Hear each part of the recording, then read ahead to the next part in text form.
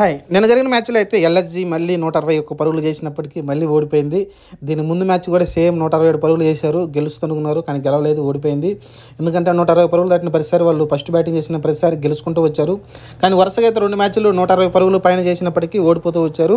నిన్న కోల్కతా జరిగిన మ్యాచ్లో కూడా చాలా ఘోర పరాజయం అనుకోవచ్చు. ఎందుకంటే 16 ఓవర్లు అంటే ఇంకా 15 ఓవర్లు 4 బాళ్ళకే మ్యాచ్ని అయితే ముగించేశారు కోల్కతా నైట్ రైడర్స్ అయితే. ఎందుకంటే సాల్ట్ మంచి ఫామ్లో కనిపించాడు, మంచిగా ఆడాడు, 89 పరుగులు చేశాడు, 47 బాల్స్లోనే 14 ఫోర్లు 3 సిక్సర్లు ఉన్నాయి. కానీ కొన్ని లక్కీ బౌండరీస్ కూడా చాలా వచ్చినాయి, కొన్ని అవుటే సిచ్యువేషన్ నుంచి కూడా బయటపడ్డాడు సాల్ట్ అయితే. వచ్చిన అవకాశాలు అయితే సద్వినియోగం చేసుకున్నాడు. కానీ ఇంకా శ్రేయస్ అయ్యర్ వచ్చేసి 100 స్ట్రైక్ రేట్తో ఆడాడు, చాలా స్లోగా ఆడాడు, 38 బాళ్ళకి 38 కొట్టాడు, 6 ఫోర్లు చేశాడు. కానీ ఇక్కడ ఏంటంటే సాల్ట్కి ఒక పక్కన అండగా నిలబడ్డాడు, స్ట్రైక్ రొటేట్ చేస్తూ సాల్ట్కి అయితే బ్యాటింగ్ ఇవ్వడంతో అయితే టార్గెట్ని అయితే చాలా ఈజీగా పూర్తి చేశారు. ఏ సిచ్యువేషన్లో కూడా ఎల్ఎస్జీ అయితే పై చేతి కనిపించలేదు ఈ మ్యాచ్లో అయితే. మనకు తెలిసిందే కోల్కతా ఏదైతే ఈడెన్ గార్డెన్ ఉందో అవుట్ ఫీల్డ్ చాలా ఫాస్ట్గా ఉంటుంది, కనీసం 200 టార్గెట్ ఇస్తేనే మ్యాచ్ గెలిచే అవకాశాలు ఉంటాయి.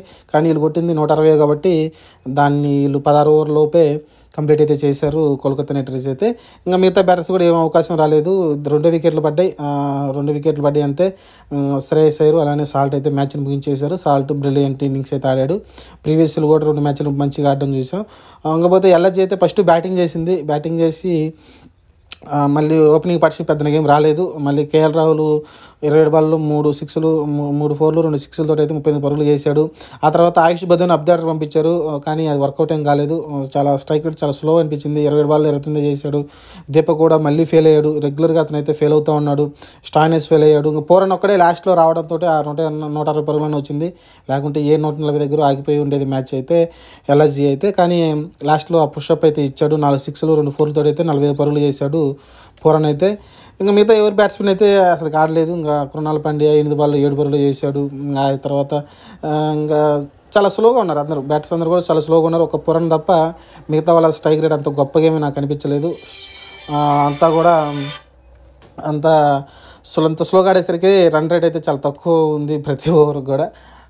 ఓవరాల్గా అయితే 160 పరుగులకైతే వాళ్ళు 7 వికెట్లు కోల్పోయి చేయడం చూసాను 160 పరుగులే.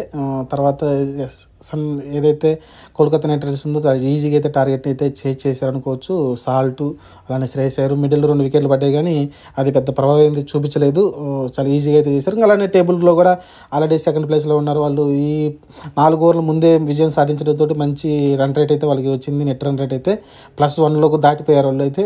అసలుకి టేబుల్లో ఎవరు కూడా +1 అయితే ఎవరికి లేదు, ఒక్క కేకేఆర్కి మాత్రమే ఉంది. మిగతా ఏ టీములు కూడా 10 పాయింట్లతో టాప్లో ఉన్న ఆర్ఆర్ కూడా +1 రన్ రేట్ అయితే లేదు, వాళ్ళు కూడా 0.27 అలానే ఉంది.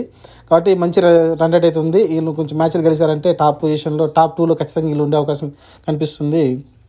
ఎందుకంటే రేపు ఎలిమినేటర్లో చాలా ఈ మ్యాచ్లు కీలకం కాబోతాయి, ఈ నెట్ రన్ అయితే కీలకం కాబోతుంది. కాబట్టి వాళ్ళు మంచిగా అయితే ఈ ఇన్నింగ్స్ని ముగించారు. 161 పరుగులని 16 ఓవర్లో ముగించడంతో అయితే ఆ రన్ రేట్ అయితే నెట్ రన్ రేట్ అయితే బాగా ఇంప్రూవ్ అయింది కోల్కతా నైట్ రైడర్స్ అయితే. ఇది ఓవరాల్గా కోల్కతా నైట్ రైడర్స్ మంచి సాలిడ్గా అయితే విజయాలు గెలుచుకుంటూ ముందుకెళ్తూ ఉంది. చూద్దాం మరి నెక్స్ట్ అయితే ఒక మంచి మ్యాచ్ ఉంది సిఎస్కేకి అలానే ఎంఐకి. మరి చూద్దాం ఆ మ్యాచ్లో ఎవరు గెలుస్తారు.